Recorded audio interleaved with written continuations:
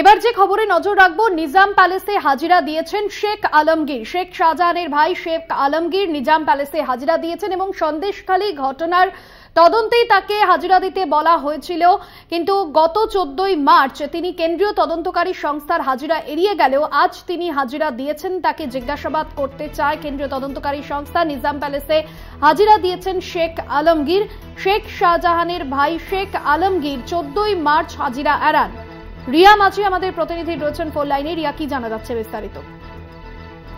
আমাকে জানিয়ে রাখবো যে ইতিমধ্যেই শেখ শাহজাহানের ভাই শেখ আলমগীর তিনি এসে উপস্থিত হয়েছেন। নিজামে বেলা 11টা নাগাদ তিনি এসেছেন, কারণ আমরা জানি যে গতকালকেই তাকে তলব করা হয়েছিল, কিন্তু গতকাল 11টার মধ্যে তার যে হাজিরার নির্দেশ তাকে দেওয়া হয়েছিল সিবিআই এর তরফে, সেই হাজিরা তিনি এড়িয়ে গিয়েছেন। এবং তারপরে যেটা দেখা যায় যে ফের শেখ শাহজাহানের যে রেশন দুর্নীতির সঙ্গে যে তার নাম জড়িয়েছে, সেই কেসে কিন্তু ইডি গিয়েছিল আবারও ধামাখালী অর্থাৎ সন্দেশখালী ওই এলাকাতে।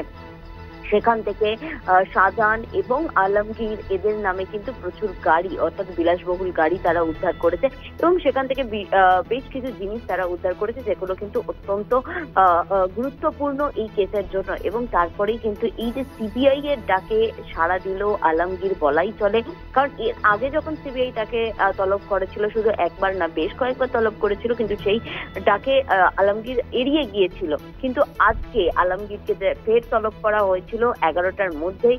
তিনি বেলা 11টায় তিনি হাজিরা দিয়েছেন নিজামে এবং সিবিআই কর্তারা তাকে এই আলমগীরের জন্য যে প্রশ্নমালা তৈরি করে রেখেছে সেগুলো কিন্তু অত্যন্ত গুরুত্বপূর্ণ এবং সেগুলো আজকে তাকে জিজ্ঞাসাবাদ করা হবে এবং এরপরে তাকে আজকে গ্রেপ্তার করে কিনা বা তাকে ছেড়ে দেয় কিনা, এই বিষয়টা কিন্তু অত্যন্ত তাৎপর্যপূর্ণ এবং গুরুত্বপূর্ণ। আজকে কিন্তু সেটাই দেখার।